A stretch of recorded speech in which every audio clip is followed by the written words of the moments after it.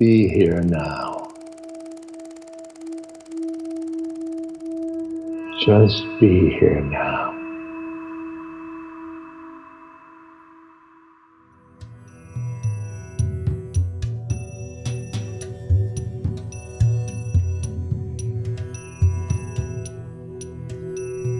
Welcome to Living with Reality, a podcast featuring archived teachings and modern conversations with Dr. Robert Svoboda, brought to you by the Be Here Now Network. Living with Reality explores Ayurveda and other wisdom traditions of India, which Dr. Svoboda has been studying for nearly 50 years. For more information, please visit BeHereNowNetwork.com/Dr. Svoboda. That's DRSVOBODA.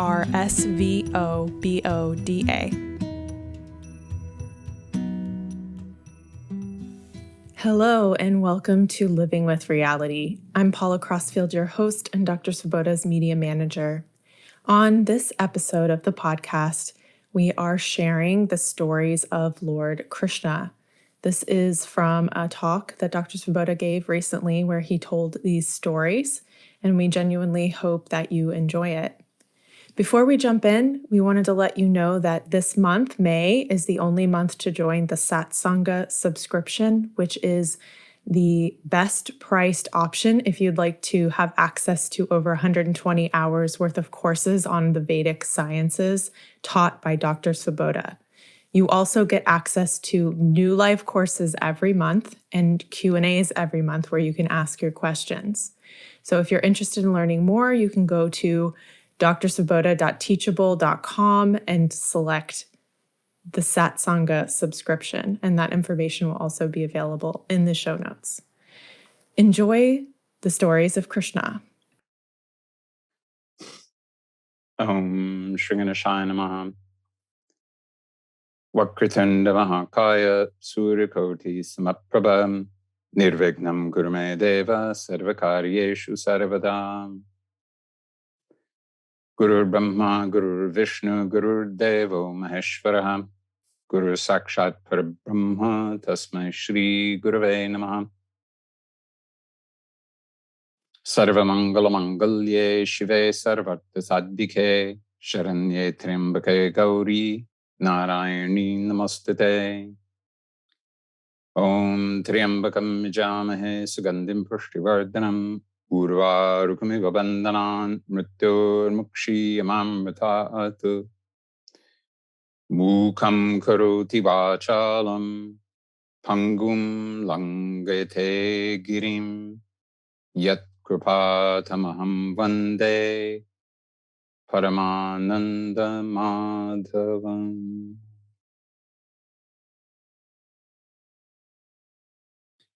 Mukham karoti vachalam. He makes those who are mute, who cannot talk, he makes them speak. Pangum langayate girim. He makes those who are lame to climb mountains. Yat krupa tamaham vande. I bow down to that mercy. The mercy of whom? Paramananda Madhavam, to Madhava, to Krishna. He is that Krishna who is the incarnation of Vishnu, number 8 in the 10 avatar schema that we have.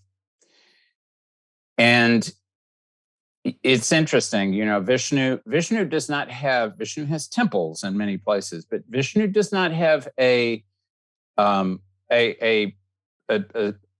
ongoing presence on earth. Shiva has a summer home at Mount Kailasha, and he has a winter home in Benares. So Shiva is, whether you can access him there or not is a different matter. That depends on you. But Vishnu, that way, does not have a specific ongoing location on earth. He comes down in the form of avatars. And so Krishna is avatar number 8, and he is known as Purnatmuk Purushottama. Purushottama means the supreme incarnation of personhood, the supreme personality of the Godhead, as some call him. Lord Rama, Ramachandra, is often called Maryada Purushottama. Maryada means he has limitations. His Shakti was separate from him. His the force that he used to accomplish much of what he did, Hanumanji, was separate from him. His brothers were separate. He willfully limited himself to show how people like you and me who are limited, how we can work with our environments, our surroundings, with reliable others to achieve great things. Krishna, yes, he had friends. Yes, he had lovers. Yes, he had, when he was a king, he had subjects. When he had all of that, but he was always separate from them. He was always in his own space. And therefore, he really was beyond everything. He was, as Vimalananda liked to say, he had the siddhis of Khartoum, that which was doable, Khartoum, that which was not doable, but that he could do anyway, and Anyata Khartoum, that which was not even thinkable, but that he could do anyway. So Krishna is beyond. It is said that while he was on earth, Shani Maharaj, Saturn, was able to influence him on a couple of occasions. But other than that, he did exactly as he pleased. And exactly as he pleased generally meant that he would spend some time with some of those people who loved him, and then he would leave them. He would abandon them. And he did that deliberately because he wanted them to remember him and to crave him and to forget everything else in the world but him, so that when they died, they would come to him. So Krishna is an avatara. And as he says in the Bhagavad Gita, Yada yada hi dharmasya glanir bhavati bharata abhyattanam adharmasya tadatmanam srijamyaham. I take birth whenever dharma undergoes glani. There's basically 3 words in Sanskrit for fatigue. There is shrama, physical fatigue, klama, the mental fatigue, and glani means spiritual fatigue. That when the entire world is it kind of like we're in right now has disconnected from its relationship with dharma.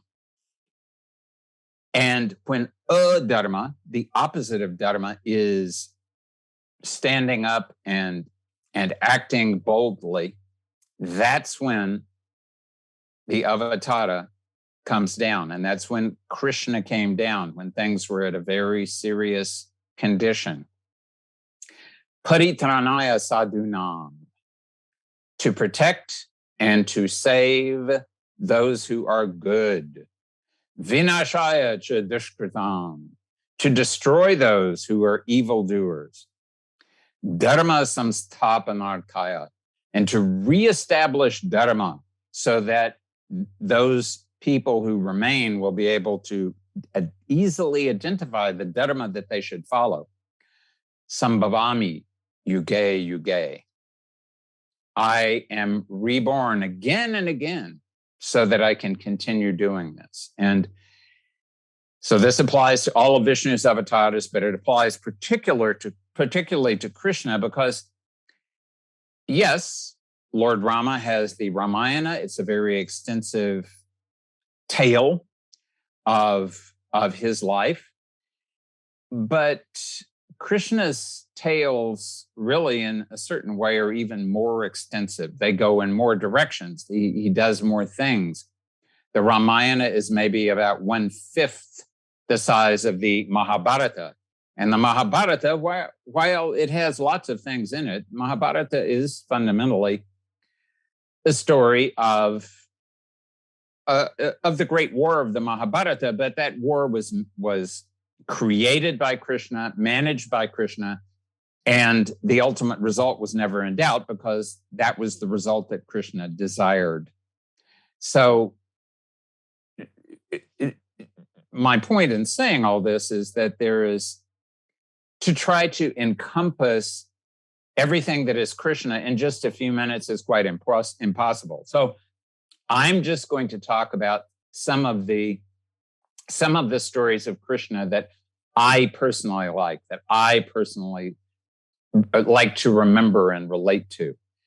And of course, that begins with his birth, which is one of the really important nights of the year. Vimalananda used to say there were 4 important nights of the year: Maharatri, that's Mahashivaratri; Moharatri, that's holy.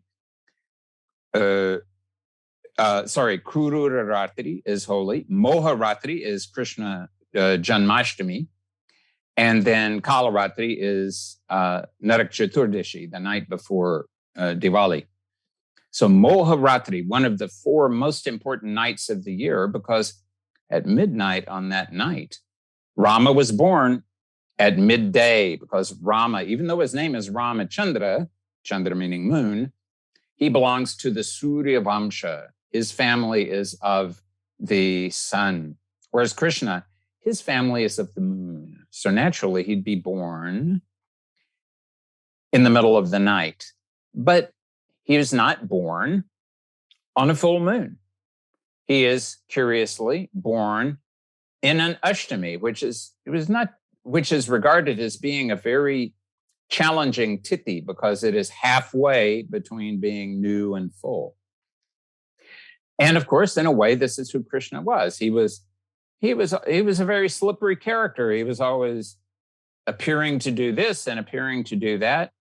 And he would show up here and then suddenly he would show up over there.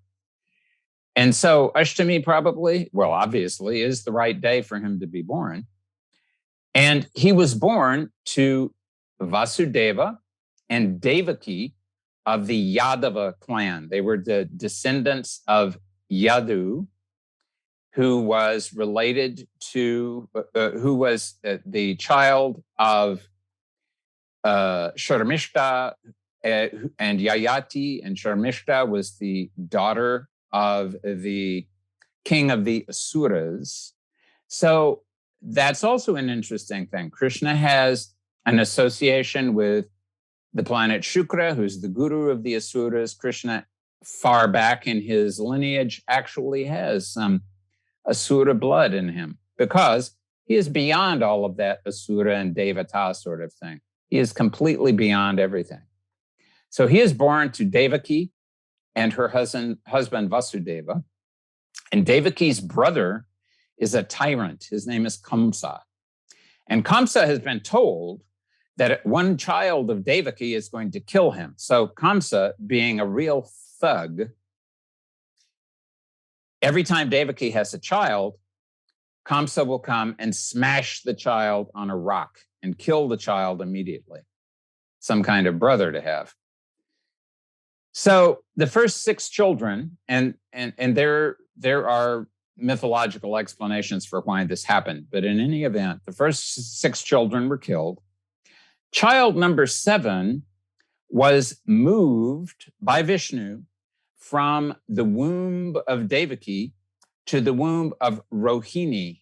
Rohini, who was Vasudeva's first wife, who was living at the house of Vasudeva's friend Nanda in Vraja. So Vraja is a few kilometers away from Mathura.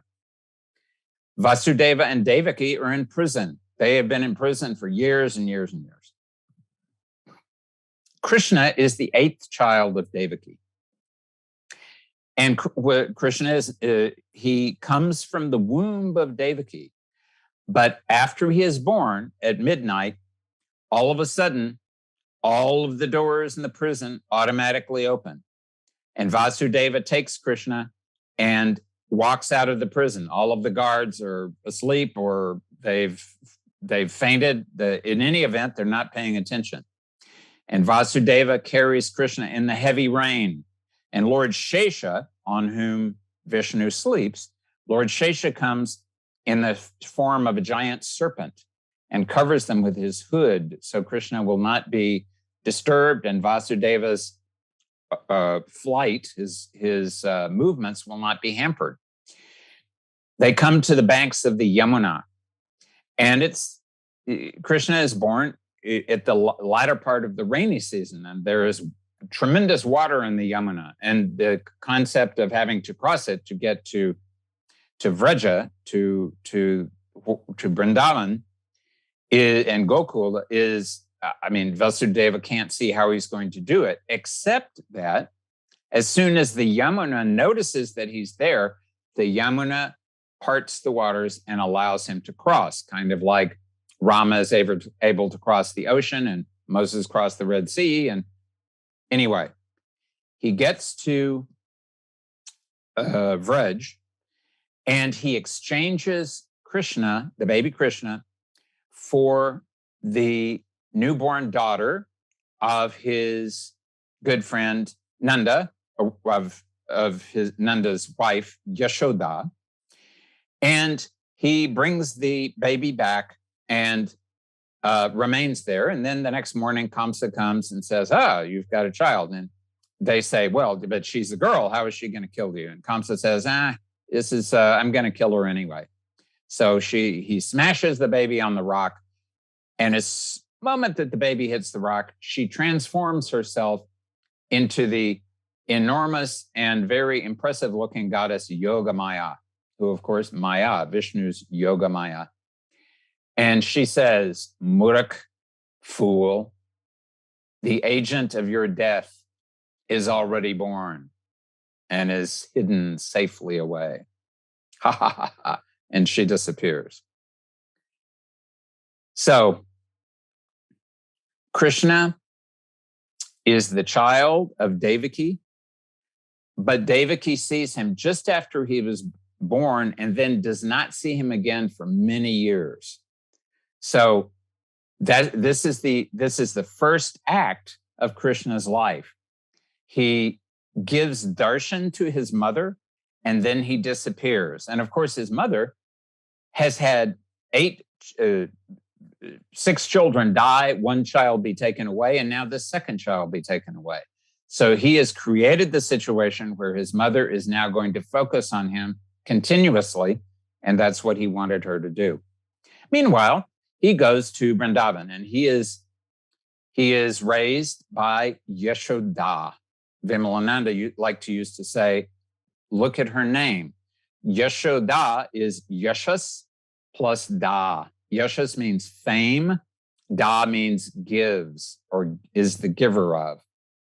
So Yashoda is the woman because of her Shakti, she is the one who makes Krishna so well known in the world. So Krishna grows up. They're not far away from Mathura, 8 kilometers or something, but they're far enough away that he can be protected from Kamsa. Now, this, of course, does not stop Kamsa from trying to kill him. And he sends various demons, Trinavarta and Keshi and Pralamba and Agasura. And Krishna kills all the demons and makes it look almost like an accident or like a coincidence or something, because he doesn't want people to know exactly who he is and what his Lila is, because otherwise there would not be much of a Lila. If everybody knew he was the universe incarnate on earth, they would all be falling down at his feet and never daring to even talk to him. As we see, that's what happened to Arjuna after he had the vision of the universal form, as it's described in the Bhagavad Gita. After he has that vision, he says, oh my God, Krishna, if I have ever spoken to you with the least disrespect, I bow down at your feet and crave your pardon, because I had no clue. I mean, I knew you were very capable and you were divine, but I had no clue you were the entire universe. So Krishna could not allow people to know that. I mean, he allowed his mother once to see that also. she also saw the universal form when he had eaten some dirt. Dirt meaning earth, earth meaning the entire planet, the universe.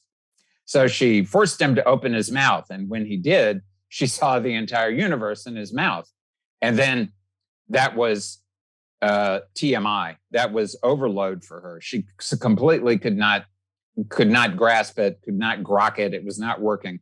So Krishna, with great compassion, erased that memory from her, because he said, if everybody ends up this way, there will be no Lila. And that Krishna is here on earth. He came to earth for his Lila. So he was brought up by Nanda and Yashoda and all of the gopis. Gopis and gopas. A gopa is a cowherd. A gopi is a female cowherd. And he did all kinds of exciting things. He swallowed a forest fire. He would steal butter and and his mother would tie him to the churning rope so he couldn't get away. He had a lot of fun. He danced on the serpent Kaliya in the Yamuna and caused Kaliya to improve. He decided that it was foolish for the people of Vrindavan to worship Indra and all of the Vedic gods. So he said, you should worship the Govardhan hill. It does all of these wonderful things for you. And what has Indra been doing for you lately? So Indra heard this and said, well, I will show you how clever I am. And then he caused the rain to start to fall continuously for days and days, kind of a Noah class event. And Krishna paid no attention whatsoever. Instead of building an ark, he took the Govardhan hill on his little finger and lifted it above his head. And all the inhabitants of Vrindavan and all of the cows and everything that needed to be protected were under the Govardhan hill. And he just remained there until Indra got tired of sending the rain and came down and bowed down to Krishna. And Krishna said, okay, Indra, you can remain as king of the gods, but please don't expect that we're going to pay so much attention to you as we had in the past. Have a nice day. So Krishna had a lot of fun with with this cast of characters in Vrindavan. And one of the incidents I personally like the best, and Vimalananda liked the best, because there's a wonderful song about it. And the song is Mohe Panne Gatte Pe Nandalala Chir. And what this means is, on the banks of the Yamuna, the son of Nanda, that's Krishna, threw a stone and broke the water pot that was on my head, and it caused all the water to flow out. And of course, this was a literal meaning. I'm sure that Krishna did this to some of these girls, but there is an esoteric meaning to it also.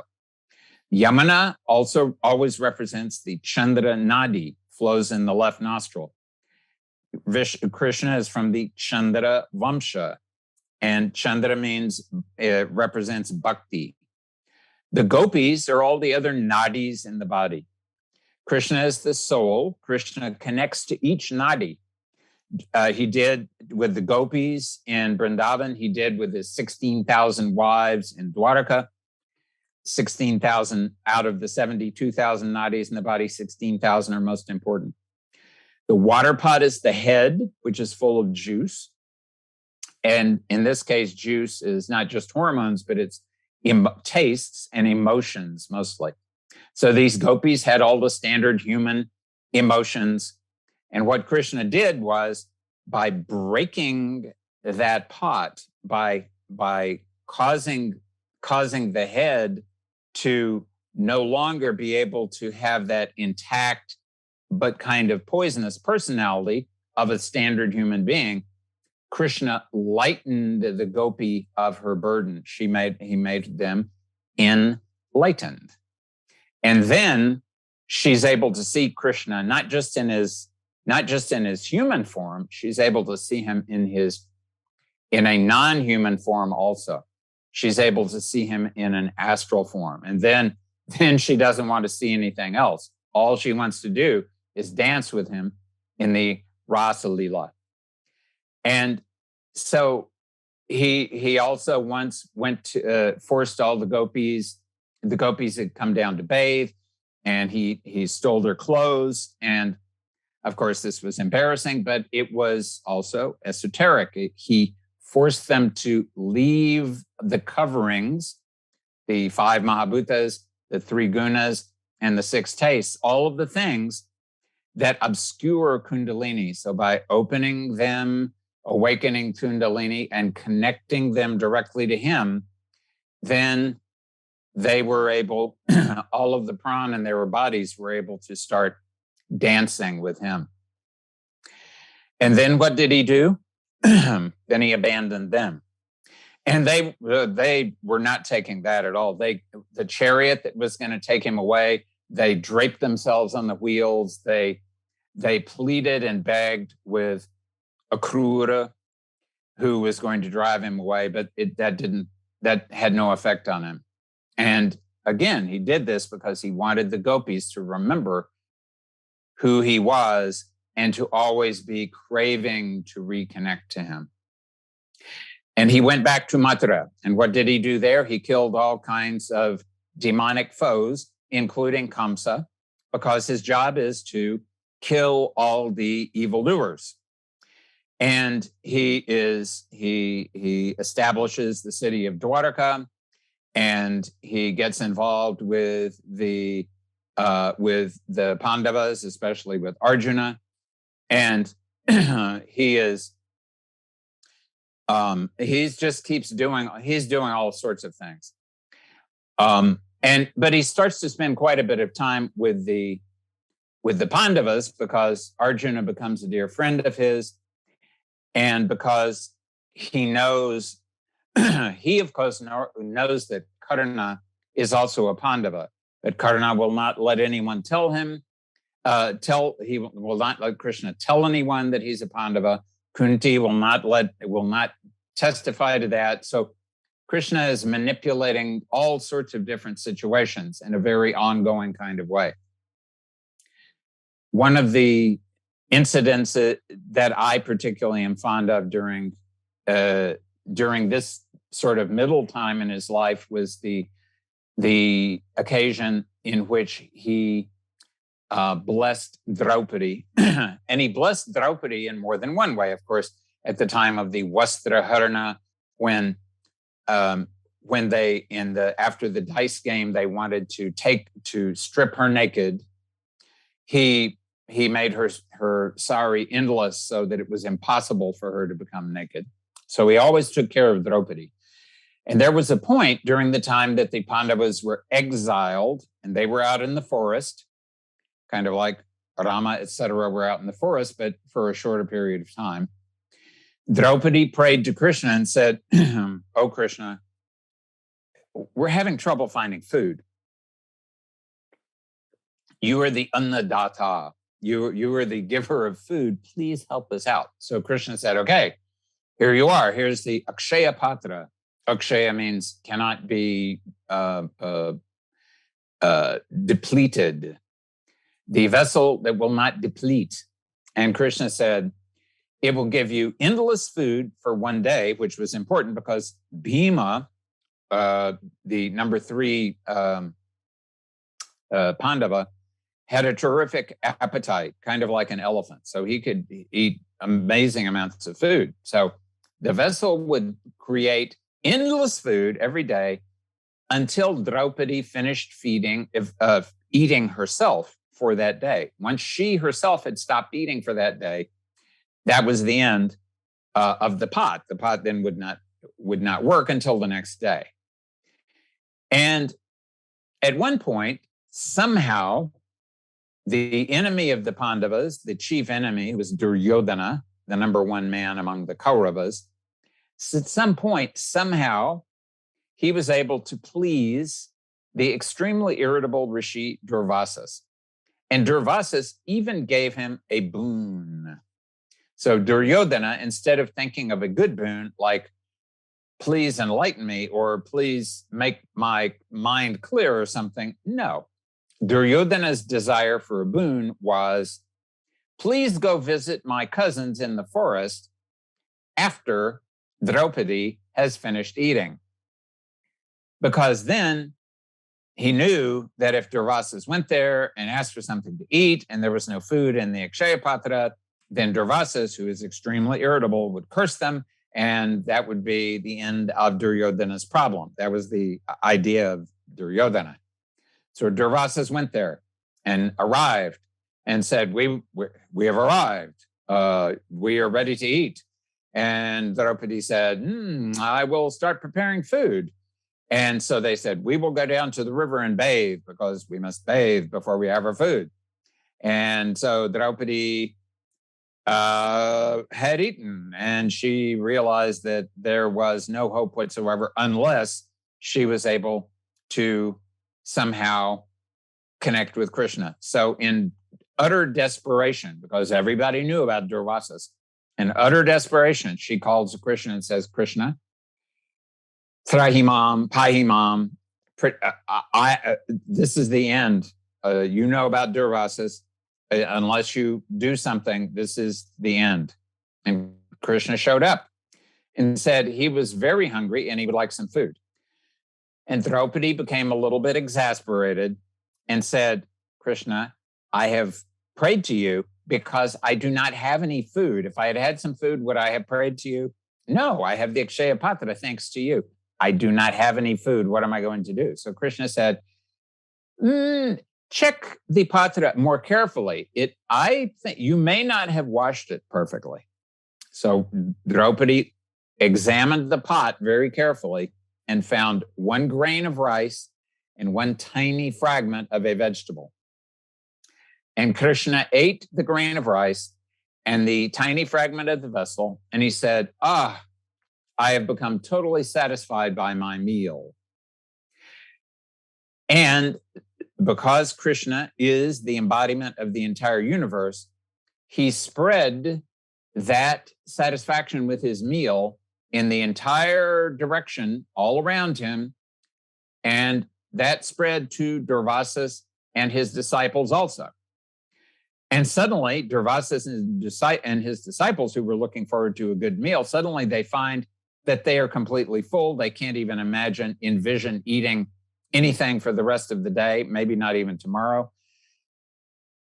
And then they don't even bother to go back to the Pandavas because they had said, we want to be fed, and now they won't be able to eat, and that would be a big insult, and that would itself create a problem for them.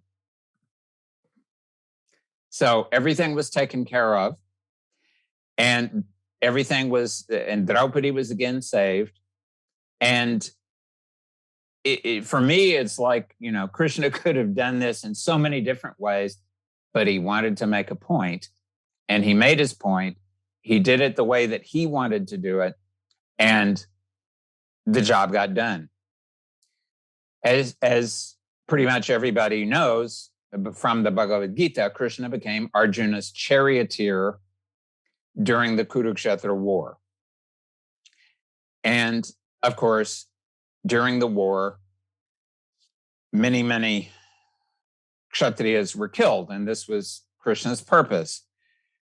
In his form as Rama, he killed all sorts of Rakshasas and other people. In his form of Bhargava Parashurama, he killed all kinds of Kshatriyas. Here also, he did not kill them himself, though. He arranged for them to be killed. He arranged for them to kill one another. And when it was time for his own Vamsha, his own clan, the Yadavas, to cease to exist, the Rishi Vishwamitra cursed them, and they killed themselves. So Krishna was able to remain separate from all of this karma, arranging for everyone else to perform the karma. One of the things that happened while Krishna was king of Dwaraka is that he had a friend who he had not seen for many years, who had been his guru bhai, his fellow disciple at the ashram of Sandipani Rishi. And this fellow disciple was named Sudama. Sometimes he's called Kuchela, which means bad disciple. And he was a bad disciple because one day he stole Krishna's lunch and ate it himself.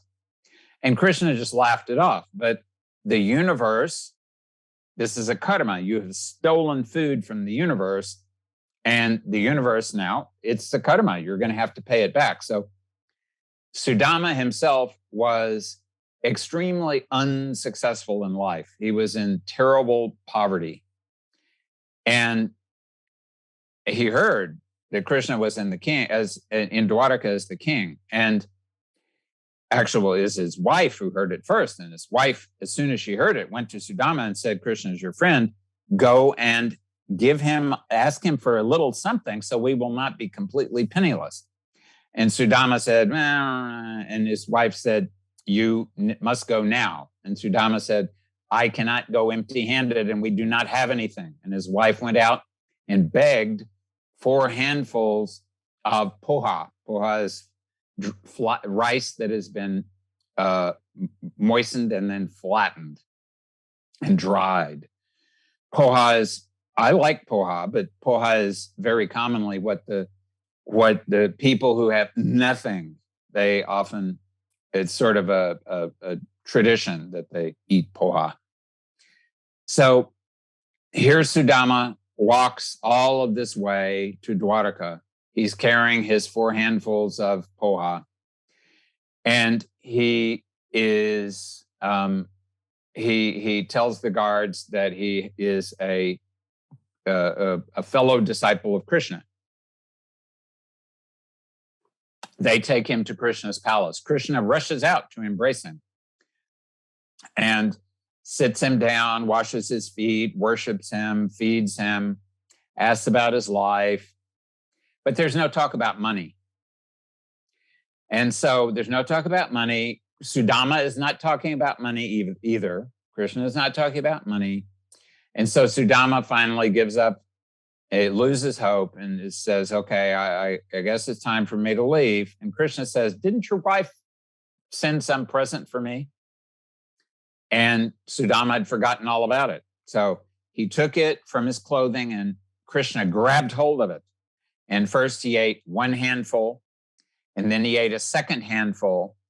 And then he was about to eat a 3rd handful, but his wife Rukmini grabbed his hand. Because with the 1st handful, he had taken away all of Sudama's bad karmas from the past lives.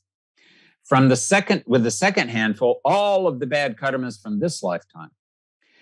And with the 3rd handful, he was going to take care of all the bad karmas from his future lifetimes. And Rukmini said, if you let him eat that 3rd handful, you will be giving me to him as your servant, and I'm not prepared to do that. So Krishna laughed and said, okay, all right. Then he said to Sudama, you can leave now. And Sudama now was extremely upset because Krishna has taken the poha, but he has not given anything in return. And